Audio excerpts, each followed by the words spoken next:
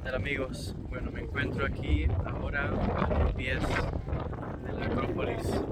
Les voy a mostrar lo que se ve. Allá está el Partenón. Pero miren qué vista tan hermosa tenemos en esta tarde aquí desde Atenas, Grecia. Ahí se puede ver la Acrópolis, el Partenón y los diferentes templos, porque hay más de un templo ahí desde Atenas, Grecia.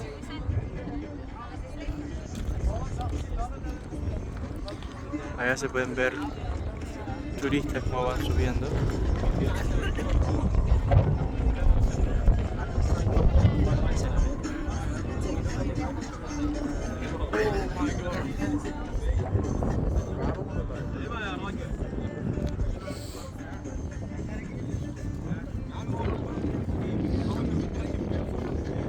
Esta es una vista de la ciudad de Atenas.